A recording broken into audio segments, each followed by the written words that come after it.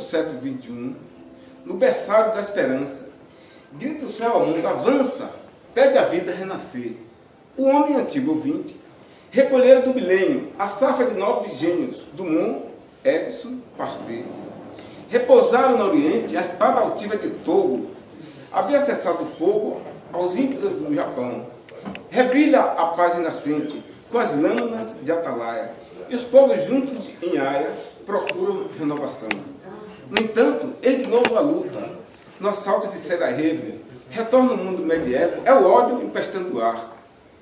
Guerra é o brado que se escuta, e esse grito violento, sobre cinza e sofrimento, o mundo ordena marchar. Mas no imenso turbilhão, o Brasil alto e seguro é o crédito do futuro, apoio renovador.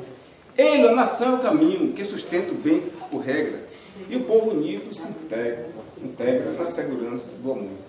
Dias torvos vão passando, sem que a treva nos degrade. Sobre o país da bondade, fuge o símbolo da cruz. As nações clamam em bando. Onde encontrar novo abrigo? Quem nos salva do perigo? Responde o Brasil, Jesus.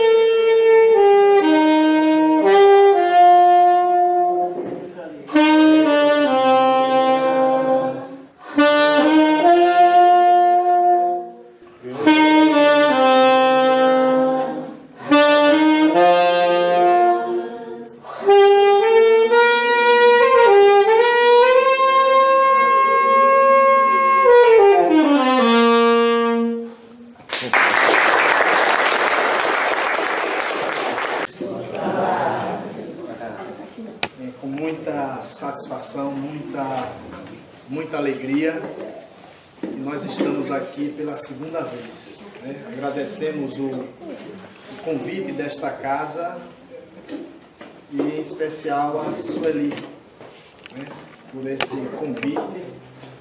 Na verdade não é um esforço, na verdade é a oportunidade que nós temos do trabalho, né? E a leitura inicial do Evangelho reflete muito isso, os obreiros. Nós não nos declaramos obreiros ainda, porque estamos na estrada, eu particularmente, mas estamos a iniciar nesse trabalho, que é um trabalho constante e infinito, que é a propagação da doutrina espírita, os ensinamentos do Mestre inconfundível Jesus, né? E nós fazemos assim, um pequeno esforço, vamos dizer, para sair da nossa casa em pleno domingo, né? Nosso amigo aqui está com o filho aniversariando hoje, mas os obreiros estão a postos, né? Então, para dar aquele incentivo e aquela energia. Então a gente agradece profundamente à casa e a todos, né? Somos muito gratos pela oportunidade do serviço, né? E eu gostaria, antes de começar o nosso tema, de falar uma frase que Kardec pronunciou quando quase tinha terminado o serviço por completo, né? E ele chegou e disse: dei-lhe todo o meu tempo, sacrifiquei-lhe o meu repouso, a minha saúde, porque diante de mim o futuro estava escrito em letras irrecusáveis. E esse tempo que Kardec doara foi justamente para a doutrina espírita. E nós, enquanto obreiros iniciantes da seara do bem, nós estamos a nos debater ainda para fazermos essa doação do nosso tempo e talvez da nossa saúde. Thalys Sueli, ainda em recuperação, mas está a postos. E logo no início aqui, quando as senhoras estavam ali, eu me emocionei e saiu algumas lágrimas aqui. Eu digo, não são minhas essas lágrimas, né? E eu percebi que alguém que eu não reconheci estava ali próximo e talvez estavam alegres por vocês estarem ali. Não o reconheço, mas senti essa emoção.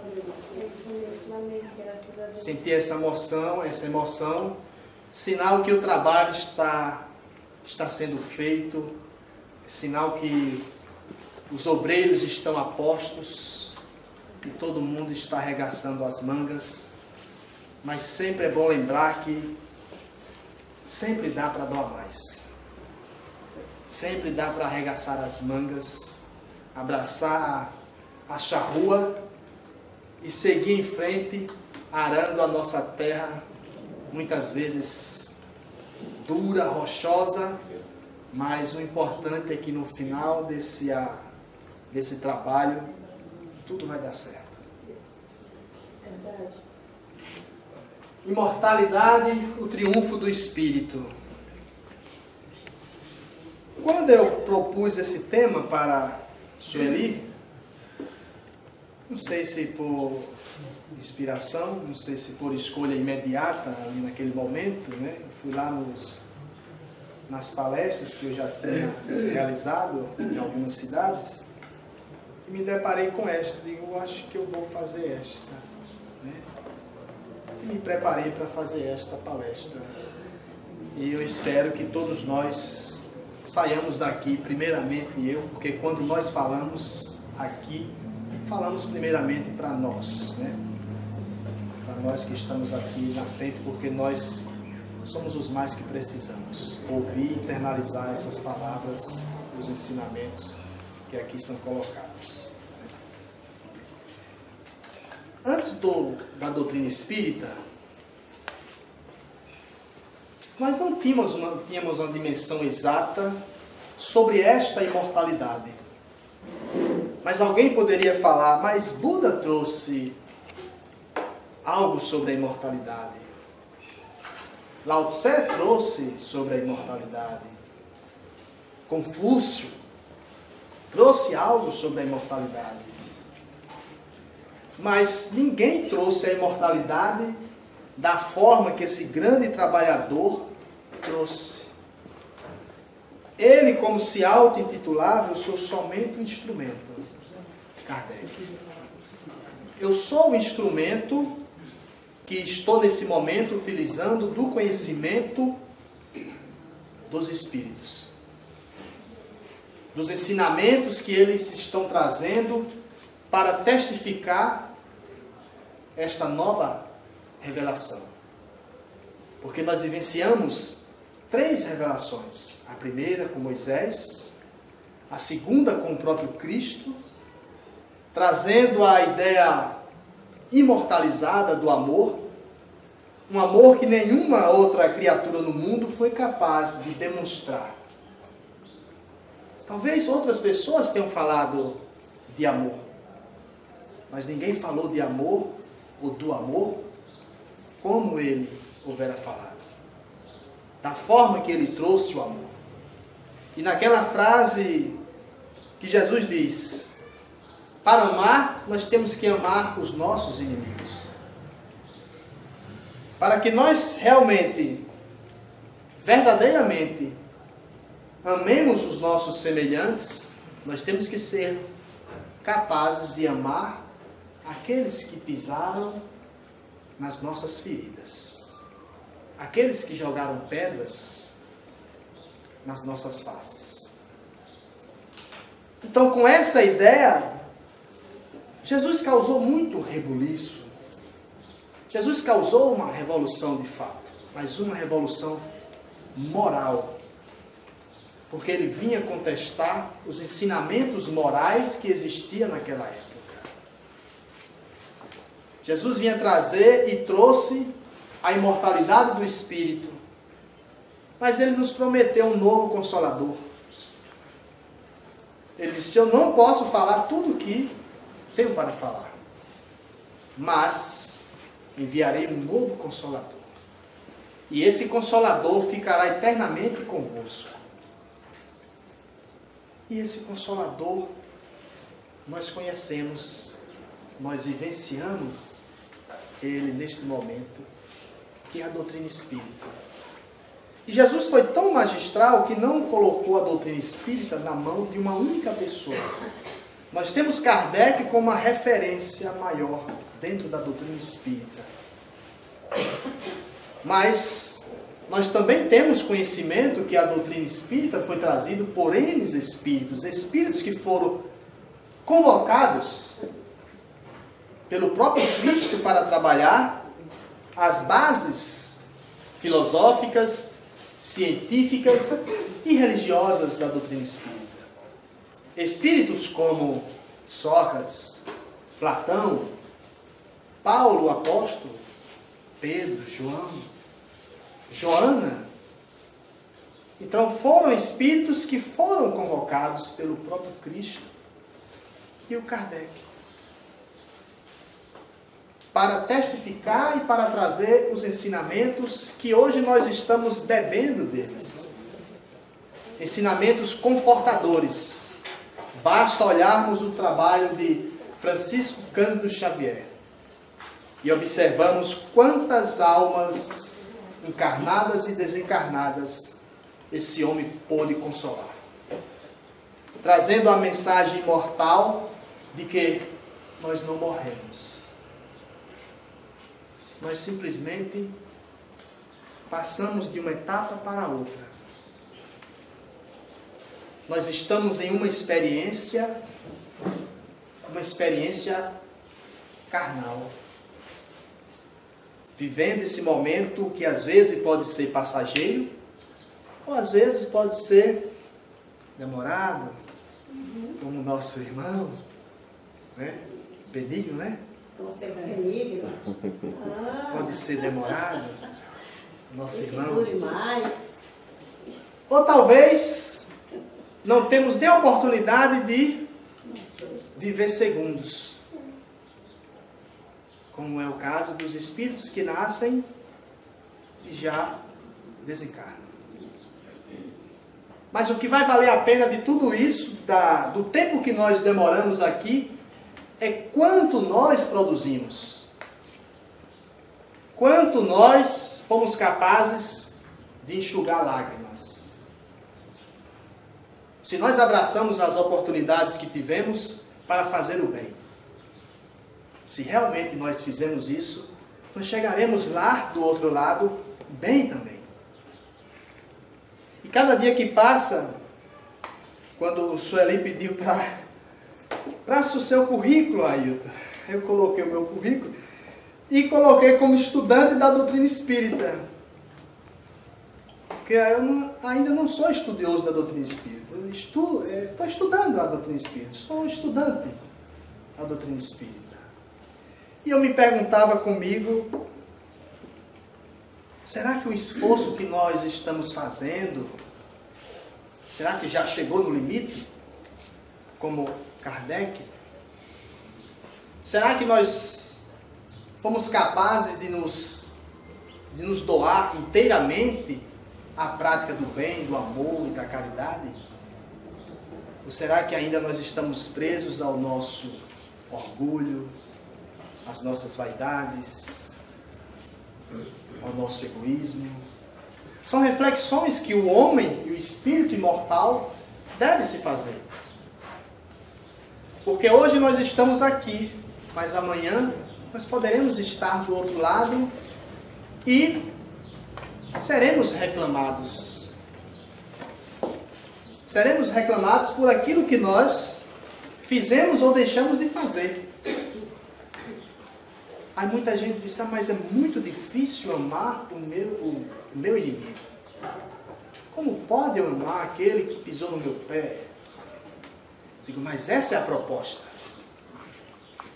A proposta universal dos Espíritos, trazendo o ensinamento de Jesus de forma rediviva. Por isso que esse é o cristianismo redivivo. É o Cristo redivivo. Então precisamos vivenciar inteiramente essa doutrina. Sabemos que é difícil. Se fosse fácil, todo mundo se tornaria anjo de uma hora para outra. Né? Mas não se torna anjo de uma hora para outra. Para nos tornarmos espíritos evoluídos, espíritos perfeitos, precisamos penar um pouquinho, precisamos sofrer um pouquinho também. Sofrer, mas aprender a sofrer. Porque não adianta sentirmos a dor e sofrermos. Há duas coisas aí diferentes. Porque o sofrimento, ele é opcional. Mas a dor, todo mundo vai sentir a dor. Até um anjo, se ele reencarnar, um espírito evoluído, ele vai sentir dor. Jesus sentiu dor. Mas Jesus não enalteceu a sua dor. Jesus, quando ele aspirava na cruz em sofrimento extremo, ele ainda assim foi capaz de consolar sua mãe, consolar Maria, Magdala, consolar João, que estava ali, quando ele diz, mulher, eis aí teu filho, filho, eis aí a tua mãe. Porque eles dois choravam pela partida de Jesus. Mas Jesus, diferente de muitos deles, tinha consciência plena de que aquilo era passageiro, que aquilo ali logo, logo passaria. Logo, Jesus não enalteceu a sua dor, pelo contrário. Jesus, mesmo sofrendo, ele preferiu ainda assim consolar.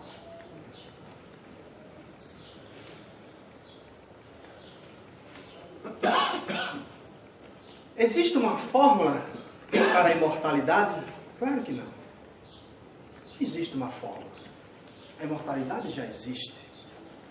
Mas uma fórmula do ponto de vista material, do ponto de vista humano, poderemos viver igual eu sou benigno. Mas não poderemos ficar aqui eternamente em corpo e alma. Apesar que os esforços são grandes para ampliar essa longevidade. Os esforços dos cientistas são grandes e isso é bom. Porque Deus assim permite. Quando as ciências elas surgem porque Deus assim permite que o nível intelectual e científico do homem evolua também. Porque quanto mais nós temos experiências espirituais, experiências reencarnatórias, subentende-se que nós também melhoraremos. Nós também apararemos as nossas arestas, as ervas daninhas. Subentende-se que nós vamos nos melhorar a cada instante que reencarnamos. Mas a opção de reencarnar, de melhorar, é nossa. A opção de perdoar é nossa, porque nós temos o livre-arbítrio. Por mais que existam esses esforços, nós precisamos internalizar que a imortalidade da alma é fato.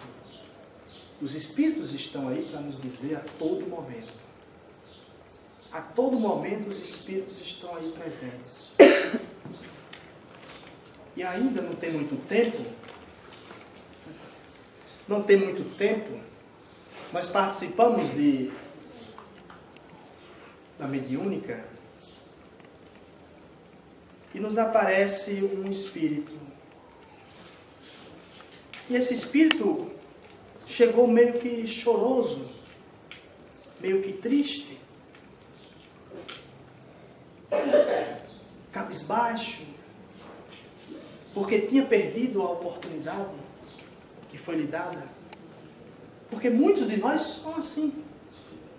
Nós temos a oportunidade, mas quando chegamos nesse planeta maravilhoso, nos embevecemos com as belezas que são nos apresentadas. Porque além disso tudo, nós estamos à mercê da carne. E a carne nos coloca um certo empecilho em vencer as barreiras do materialismo. Quando diz, a carne é fraca. Mas não é a carne que é fraca. O nosso espírito ainda que não resiste aos arrastos da carne, da matéria. Quando nós formos capazes de vencer as influências da matéria, ela não mais será empecilho para nós. O que faz do espírito superior um vencedor diante da matéria é justamente a sua capacidade de superar essa influência. Enquanto nós estamos nos debatendo para vencer essa influência, eles conseguem superar com um certo esforço. Nós ainda estamos nesse esforço mais hercúleo, né? Mais forte para vencer essa influência. E nós nos recordamos aquela imagem, a imagem de Sócrates. Eu tenho que contar isso, mas meus amigos vão me perdoar aqui, porque eles já ouviram essa palestra várias vezes, porque viajam comigo, então, e eu com eles. Então, eu digo, eu vou contar, a gente vinha no carro, né? Eu digo, eu vou contar aquele caso lá de novo de Sócrates, né? A história de Sócrates, né? Vocês vão me perdoar, vão ter que ouvir de novo. Tudo bem, né? Mas vocês nunca ouviram.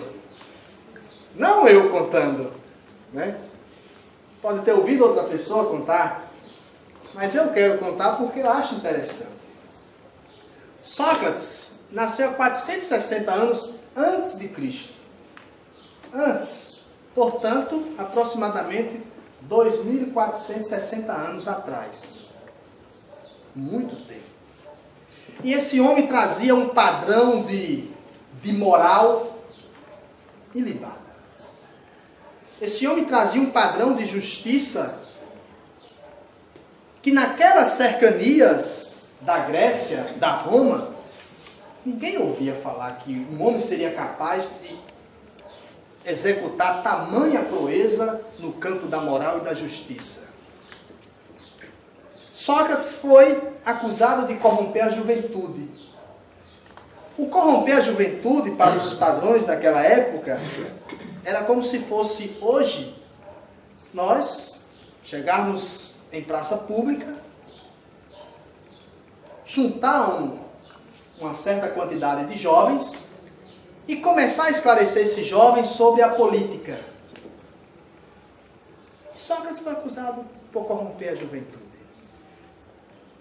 E Sócrates também foi acusado de não prestar reverência aos oráculos, aos deuses, o que ele desmentiu, porque ele acreditava em Deus. E Sócrates foi preso. Sócrates foi preso, muitas pessoas foram visitar, como vocês estão vendo naquela pintura. Podemos ver um dos seus discípulos entregando o cálice, outros meio chorosos, uns meio aflitos pela situação que estava por acontecer. Ou seja, Sócrates, alguns dias depois, iria ser subjugado a beber a cicuta, um líquido venenoso. Mas Sócrates permanecia sereno diante da morte iminente. Sócrates permanecia tranquilo diante da morte que se aproximava a cada dia que se passava. A sua mulher Xantipa se aproximou de Sócrates, foi visitá-lo no cárcere e não aguentou a emoção. Os seus filhos também não aguentaram a emoção e choraram juntos. Não Sócrates. Sócrates foi o único que não chorou.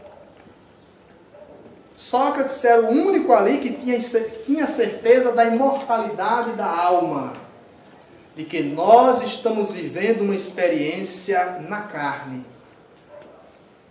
E quando o seu discípulo pergunta: mestre, corrompemos os guardas, amanhã o guarda deixará o cárcere entreaberto, a porta, e vós fugirá. Sócrates olhou: mas como? Eu não posso. Ele era um homem justo. Eu não posso, porque um erro não justifica outro erro. Quem cometeu o erro não fui eu. Ele tinha essa consciência. Quem de nós temos essa consciência de morrer tranquilamente e com todos os deveres cumpridos? Pode até ter. Eu ainda estou na caminhada. Eu ainda estou na caminhada. Muitos de nós também estamos nessa caminhada, nessa luta. Então, para Sócrates, não justificava alguém corromper o guarda e dar sua soltura. Aí ele: como pode eu já um homem? Imagine, seu Benigno, com essa idade, e ter que sair fugindo da polícia, da justiça. E Sócrates, foi assim que Sócrates disse: ah, como pode um homem octogenário sair fugindo? Os meus ensinamentos irão por água abaixo. Os ensinamentos, como ficarei diante dos meus discípulos? Eles logo indagarão: ah, ele foi um malfeitor, porque ele fugiu. Logo ele cometeu o erro. E Sócrates preferiu ficar no cárcere, esperar o dia de receber a cicuta, e tomou a sua cicuta serenamente, tranquilamente, com certeza da imortalidade da alma, e de que logo ao despertar ele teria a dimensão exata do que teria acontecido. Esta é uma pessoa que tem plena consciência de si. Enquanto os seus discípulos chegavam para ele: mas mestre, vós morrerá amanhã, um dia que se antecedia. Aí ele dizia: Sócrates morrerá? Não, Sócrates viverá. Sócrates viverá para sempre. Mas mestre, e o corpo? O que é que faremos com o corpo? O corpo dê para os abutres? Porque para ele o corpo não representava absolutamente nada. O corpo, como dizia Chico, o corpo, em agradecimento, ele dizia que era o jeguinho que ele tinha utilizado. Mesmo com as limitações que Chico teve de saúde, mesmo assim ele era capaz de agradecer o seu corpo. Um homem que desencarnou com 92 anos. Então Chico tinha essa grandeza de agradecer a tudo.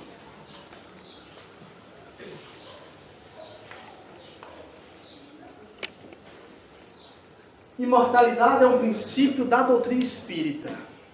Às vezes tem pessoas que estão dentro da doutrina espírita e ainda tem aquela incerteza. Será que eu vou? Como é? Quando eu morrer, será que existe mesmo, rapaz, a tal da imortalidade? Será que eu vou... Rapaz, essa história de... Sei não, viu? Mas eu estou aí, eu vou levando. Mas nós precisamos ter essa certeza. Basta olhar o todo e veremos uma lógica na existência de tudo. Os cientistas hoje já admitem, alguns deles, não todos, mas uma boa parte já admite a existência de Deus. Já tem um nome como o arquiteto divino. Então já começa a haver uma possibilidade, porque os astros, porque durante esse tempo todo, bilhões de anos já se passaram e nenhum astro destruiu o planeta Terra. Será porque algum outro ser de outra dimensão, de outro planeta, não invadiu o planeta Terra? Será porque o Sol ainda não se autodestruiu ou destruiu a Terra? Será porque não houve uma ventania, uma inundação que destruiu todo o planeta? Logo, meus caros amigos, nós temos que perceber toda essa dinâmica e perceber a existência de Deus. Porque sem Deus, isso seria um caos. Pode falar.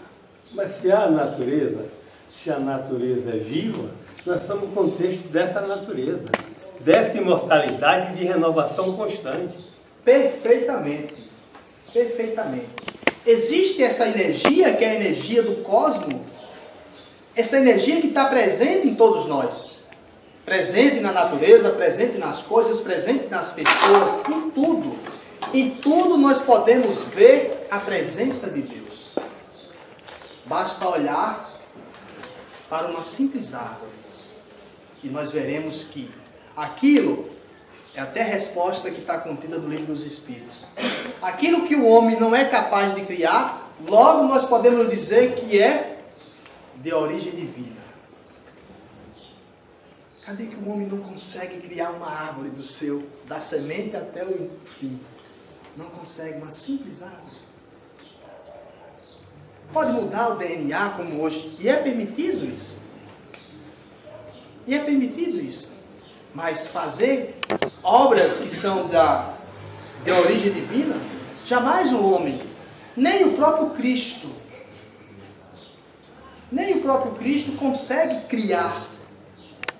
Porque Criador é só um. Criador é só um. E Emmanuel vai nos dizer que essa criação é de Deus. E que Jesus é o co-criador do planeta Terra. Ou seja, é como se ele pegasse uma matéria já existente e ali manipulasse essa matéria e criasse os seres, a natureza, o próprio planeta. Mas a matéria em si, só Deus. Se não fosse assim, Deus não seria único. Está lá no Livro dos Espíritos. E Deus é único. Não existem vários deuses. Apesar que Jesus teria dito que vós sois deuses, podeis fazer o que eu faço e muito mais. Mas os vós sois deuses é como se fosse uma derivação, né, uma semelhança de Deus, um fragmento da centelha divina, não o Deus Todo-Poderoso. E nós, por fim, conhecemos esse homem. Tivemos a oportunidade de nascer nesse mesmo planeta onde habitou esta personalidade ímpar. Este homem, desde cedo, desde tenra idade, ele demonstrava um conhecimento inigualável. Foi aluno do célebre pensador, educador Pestalozzi. Ele era a pessoa ideal para catalogar a doutrina espírita. Era um homem meio que cético, cético não no sentido de desacreditar em Deus, mas cético de dizer, quando alguém dizia, ó, isso aqui é branco, mas ele queria saber, ele queria investigar o fenômeno. Por que era branco? Por que é preto? E está aí uma das bases sedimentadas dentro da doutrina espírita, que é o conhecimento científico. Por isso que até hoje as bases doutrinárias, filosóficas da doutrina espírita permanecem inabaláveis. Inabaláveis. Porque ela se apoia, ela está sedimentada em bases científicas também. Se aparecer uma nova ciência, Kardec vai dizer, o Espiritismo seguirá essa nova ciência. Ou então se o Espiritismo abraçará essa nova ciência. E assim está acontecendo. Então, quando esse homem, primeiramente é apresentado para ele não a doutrina espírita, foi ele quem apresentou a doutrina espírita, mas com o Hipólite, na casa de uma senhora de nome Madame Pleine-Maison, está acontecendo alguns fenômenos. E eram os fenômenos das mesas girantes. E aquilo precisava ser investigado. E ele, descrente dessas coisas, ele não aceitou na primeira vez. Em 1854, logo depois, ele aceitou, meses depois, aceitou um convite do senhor Fortier, que era amigo dele, pessoas íntegras, pessoas estudadas, estudiosas, e ele aceitou o convite para observar, e foi observar. Ele ficou distante, e as mesas começaram a girar, as mesas começaram a flutuar. Aí terminou a reunião, e ele ficou com aquela indagação. Disse, mas isso aí, o magnetismo, ele que era estudioso do magnetismo há 30 anos. Disse, mas isso aí o magnetismo pode fazer. Já vi pessoas mover objetos através da força do magnetismo. Logo, na primeira reunião, ele assistiu com algumas ressalvas. Mas nas próximas, eu não vou contar todas as reuniões, né? Mas em uma dessas reuniões, alguém escrevia numa ardósia. Porque ele pensava naquele momento, quem são essas pessoas? Ou o que é isso? As interrogações vinham na mente do senhor Hipólite Léon Denisard Rivail, o grande célebre educador, que seguia os exemplos de Pestalozzi.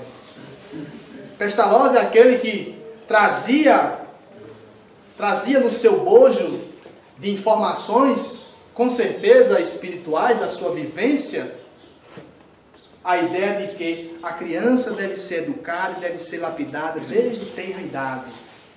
Os germes que existem, aqueles germes que desvia ela da boa conduta, deve ser combatido.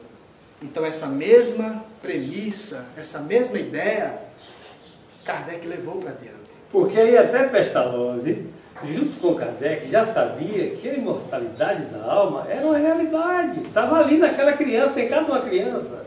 Exatamente. Até hoje é a mesma coisa. A criança não é uma tábua rasa. A criança vem com suas ideias.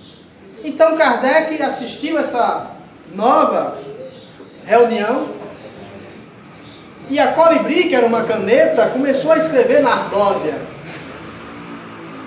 E o que estava escrito dizia o seguinte: não, somos nós, os espíritos que aí estávamos quando encarnados, que hoje estamos falando para vocês.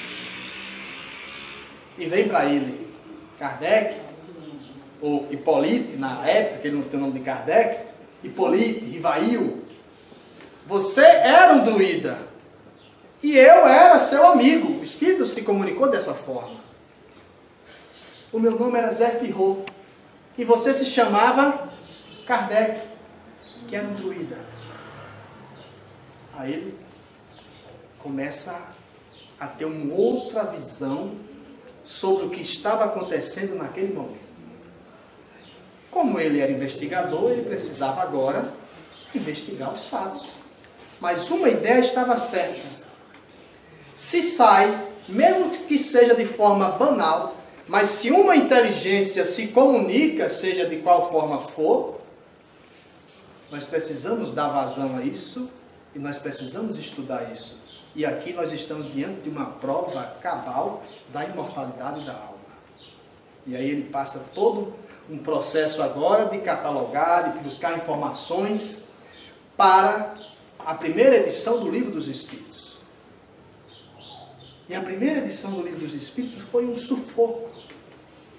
Foi um sufoco porque a pessoa, o senhor Dantin, que já tinha prometido a ele que era um dono de uma gráfica, né? Iria imprimir os seus livros, toda a primeira edição, faleceu. E a esposa passou para o filho. E o filho olhou, mas minha mãe está tão cheio dessas ideias espiritualistas, essa é mais uma nova ideia. Ela, não, meu filho, essa aqui não é mais uma ideia. Essa aqui é uma ideia nova. Olha esses rascunhos aqui. Leia. O filho naquela mesma noite leu e ficou impressionado e mandou imprimir os livros pedindo urgência. E no outro dia, Kardec teve acesso a esses livros. Quando recebeu a notícia de que os livros estavam na galeria, ele correu, passando pelos boulevards franceses, até chegar nessa livraria. Estava lá exposto o Livro dos Espíritos. E nisso começou a chegar algumas pessoas ilustres, pessoas que eram escritores, e logo ele viu o nome assim, Allan Kardec. Quem é esse homem? Ninguém conhecia aquele homem que estava exposto na capa. E uma senhora entrou e disse, não, eu vou ficar com esse, e este aqui eu vou dar a um amigo meu. E como é o nome dele? Victor Hugo. Victor Hugo, também que viveu a doutrina espírita, que teve acesso àquela obra. E mais tarde um jovem entra nessa mesma galeria e disse, eu gostaria de conhecer esse homem. Essas ideias aqui contidas neste livro parecem fantásticas. Aí a mulher, a dona da galeria, a viúva do senhor Dantin, pode conversar com ele está aqui. E aquele homem que estava ali era exatamente o Hipólito Leão Denisard Rivaio, que naquele momento recebia o codinome de Allan Kardec. E este homem que perguntou isso era nada mais, nada menos do que Camille Flammarion. Todos nós conhecemos Camille Flammarion, também um dos precursores, né, que se viu de base para a doutrina espírita, para trazer um cunho científico à doutrina espírita, trazendo vários livros acerca da imortalidade, da habitação, né, dos mundos, a pluralidade dos mundos. Então foi assim que surgiu essa ideia mais científica sobre a imortalidade da alma. Essa concepção nova de imortalidade da alma. Porque até então, os mortos, entre aspas, falavam o tempo todo. Desde a época socrática, desde a época de Moisés, desde a época de Abraão, os mortos, entre aspas, sempre nos falaram, sempre trouxeram mensagens, sempre nos inspiraram, sempre existiram médiuns.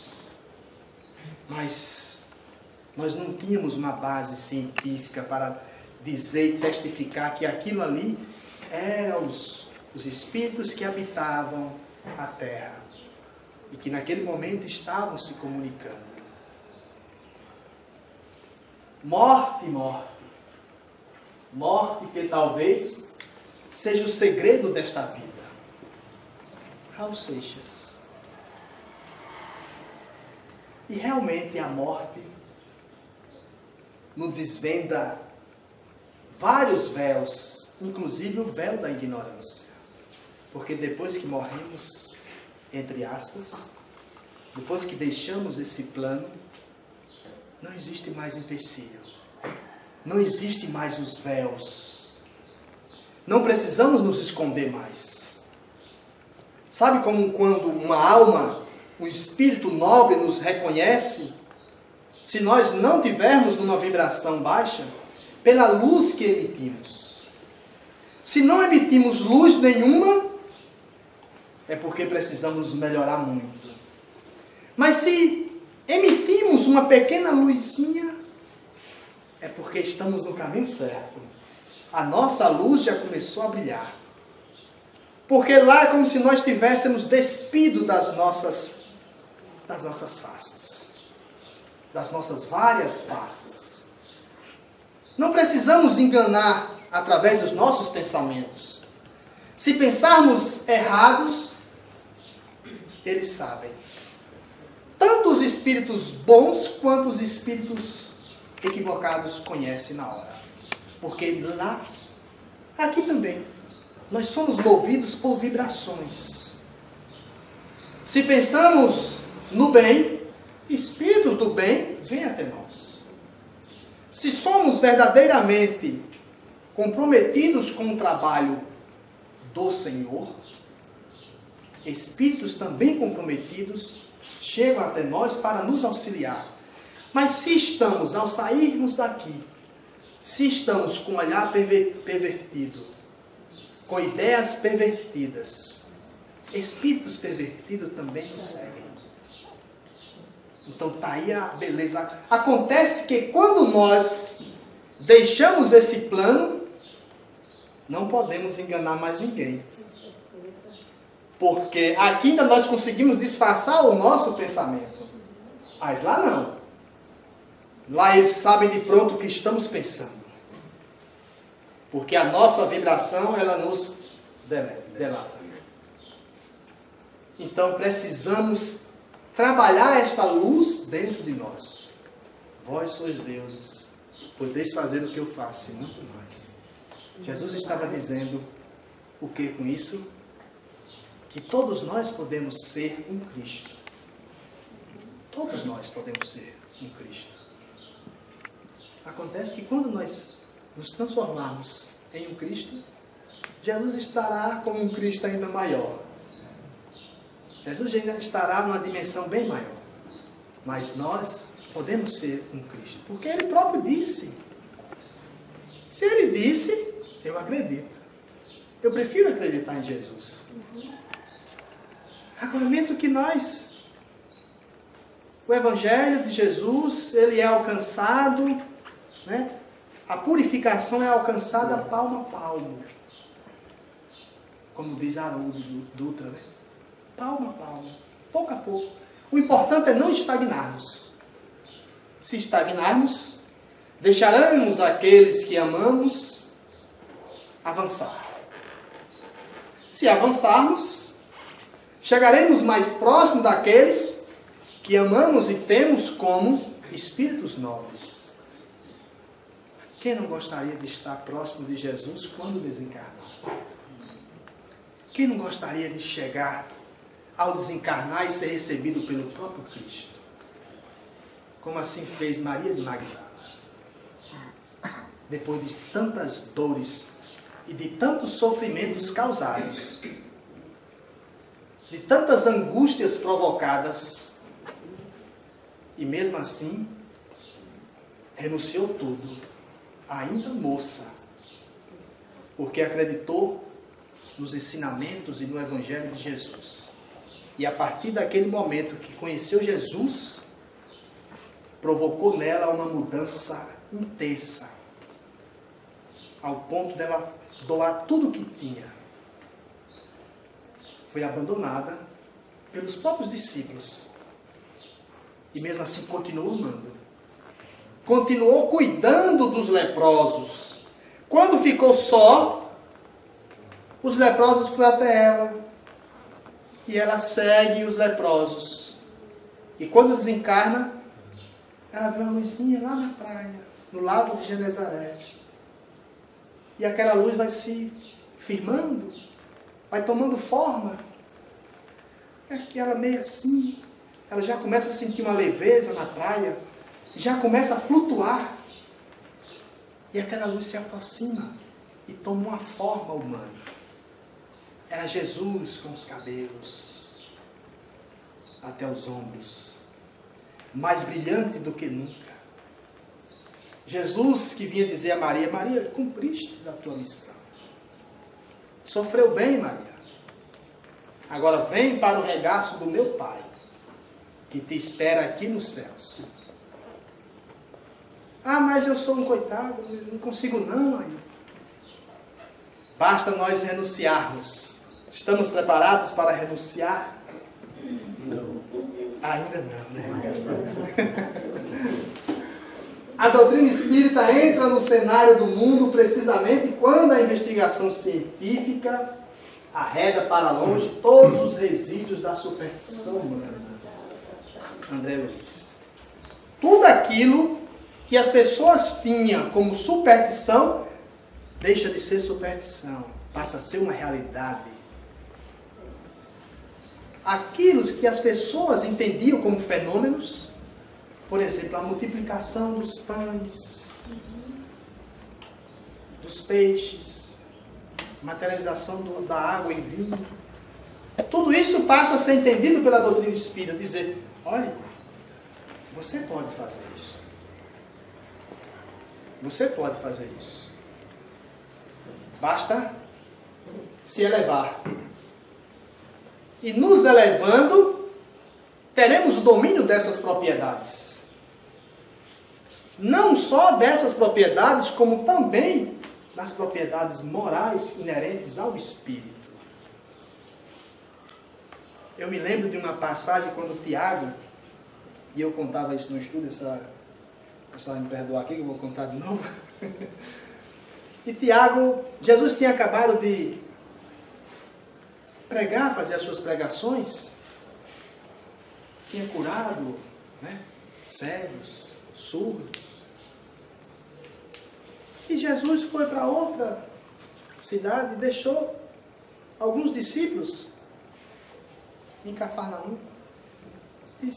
E naquele momento ali só estava Tiago. E aconteceu um caso, que uma pessoa estava obsidiada. E Tiago viu Jesus expulsar entre aspas, o demônio. Viu Jesus expulsar tão facilmente, só estendendo a mão e dizendo, afasta-te daqui.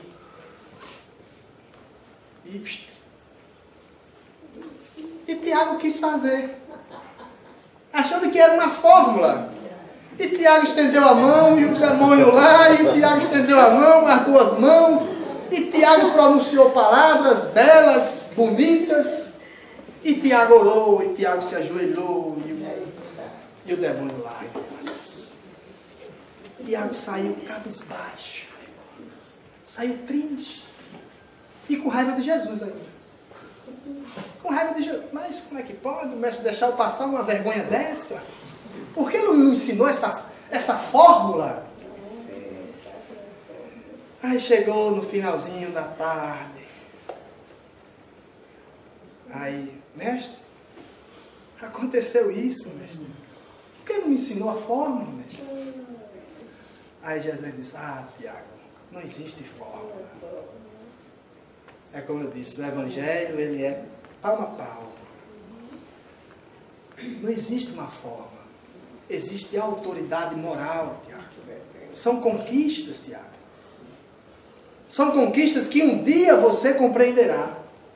E compreender e cumprir bem o seu papel. Porque no finalzinho das suas vidas, os discípulos curaram, os discípulos ressuscitaram, os discípulos materializaram, os discípulos fizeram tudo que Jesus tinha feito.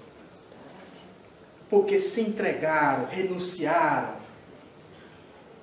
a si mesmo. Se despojaram do seu homem velho.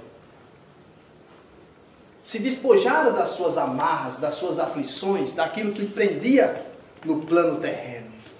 Para viver inteiramente o Evangelho de Jesus. Depois, Pedro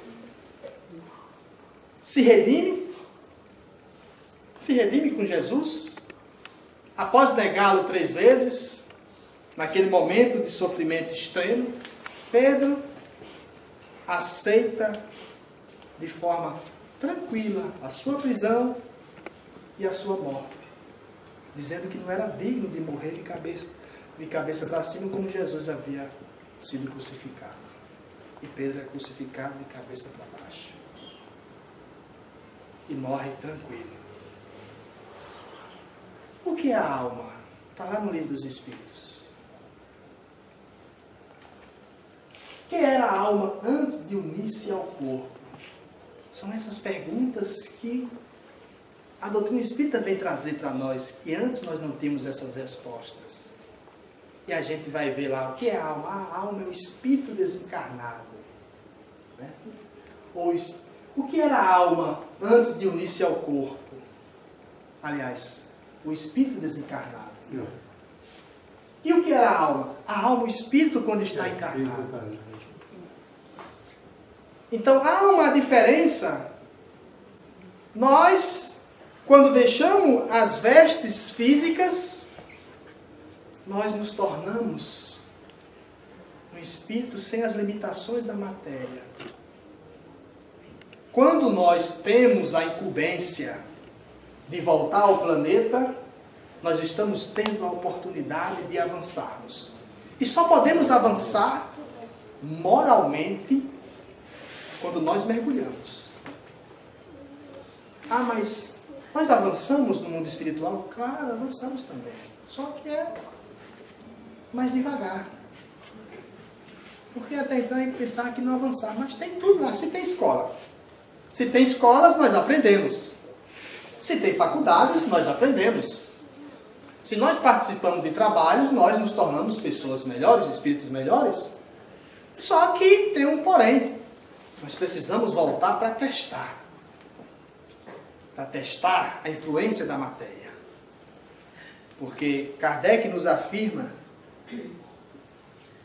somente Jesus não falharia. De todos os espíritos que pisou na terra, somente Jesus não falharia. Todos os outros seriam capazes de errar, capazes de falhar. Jesus era o único que podia vir e na certeza de cumprir a sua missão. Os outros tinham 90% de acertar, mas tinha 10 que poderia falhar. Mas Jesus era um ser, e é um ser crístico. Jesus é um ser nobre. Talvez nós não tenhamos a dimensão exata, porque foge à nossa compreensão. Quem seria nosso corpo se não tivesse a alma? A matéria inerte. A matéria inerte. Sem pensamento, sem inteligência, sem vida. Alguns cientistas ainda admitem essa matéria. Infelizmente. Mas um dia, todos, sem exceção, conhecerão toda a inteligência que anima esse corpo. Toda a inteligência que dá vida a esse corpo. Mas vida mesmo, que anima de forma brilhante, de forma inteligente. É porque nós somos os corpos animados. Exatamente. Acabou. Isso aqui, você caiu lá duro no chão, acabou a animação. Acabou. Você não é mais nada. Acabou. Tem que esperar uma nova chance agora. Com certeza. A Bíblia nos diz o seguinte. Eu achei interessante essa passagem bíblica. Está lá em Jó. A pessoa, mas no Velho Testamento, olha o que está lá no Velho Testamento. O homem, nascido de mulher, vive breve tempo, cheio de inquietação, nasce como a flor e murcha.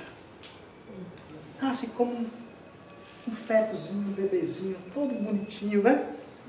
Bonitinho, a gente, ai, coisinha linda, vamos abraçar, e vai murchando. Porque o tempo nos mostra as rugas do sofrimento, das experiências e das vivências, que é algo natural. Quem não quiser murchar, tem que ir antes. Eu quero murchar muito. Eu quero murchar e...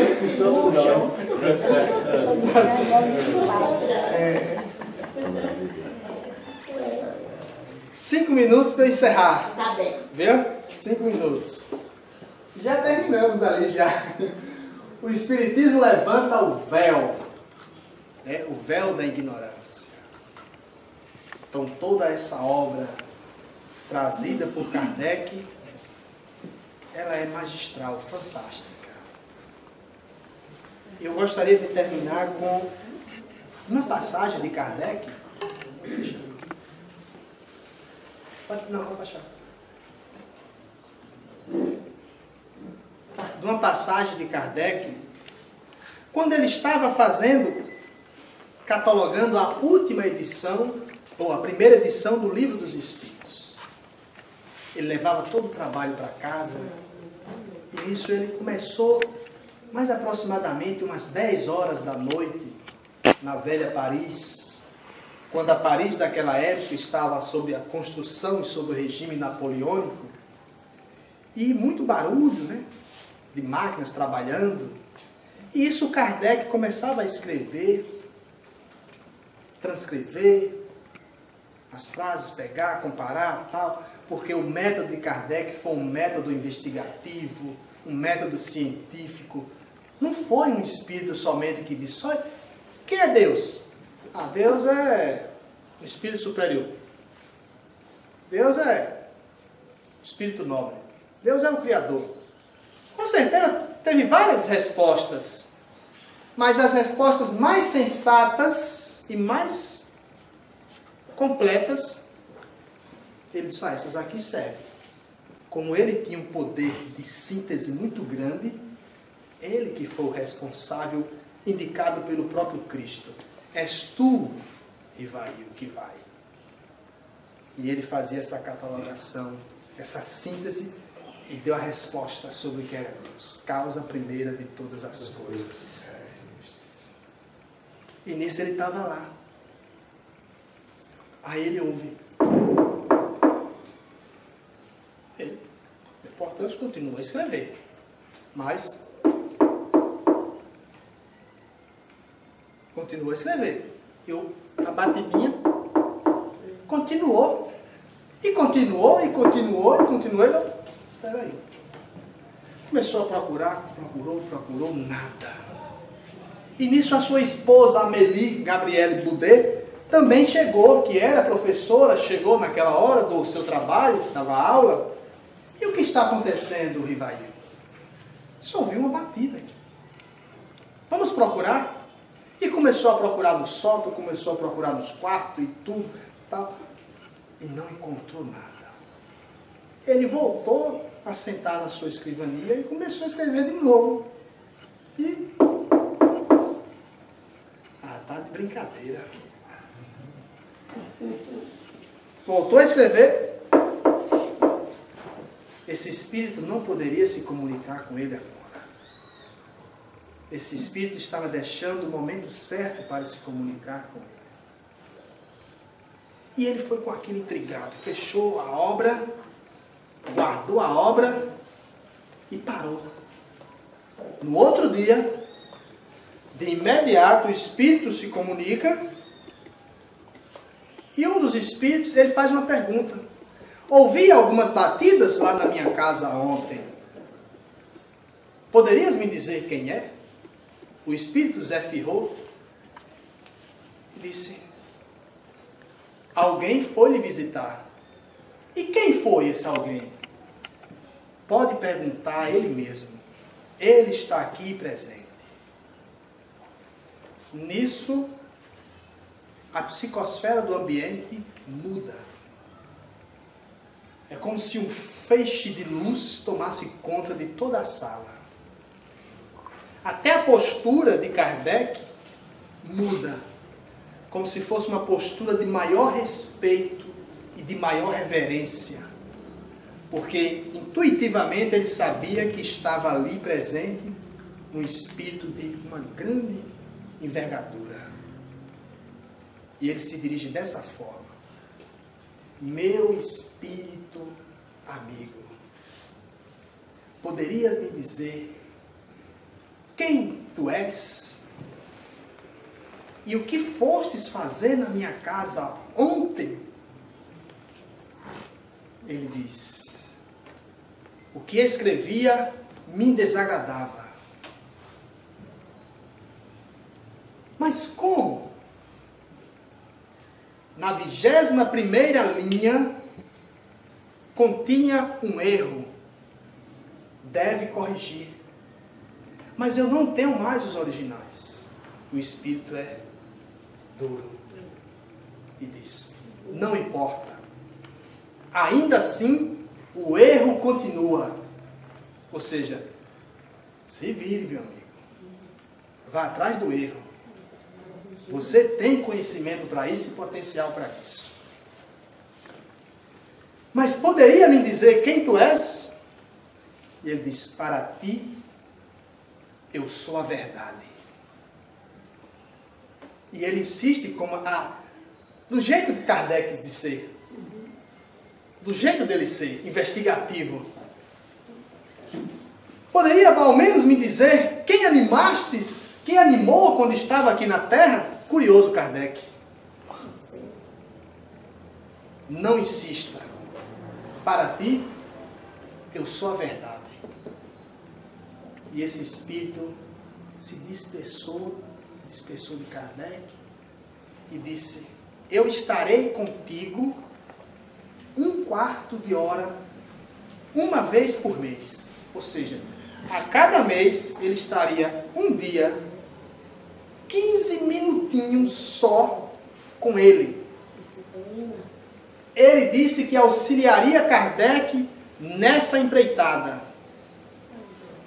Aquilo passou, o tempo passou, e em uma das revistas espíritas, ele vai nos revelar que o espírito que estava ali presente era o próprio Cristo. Jesus veio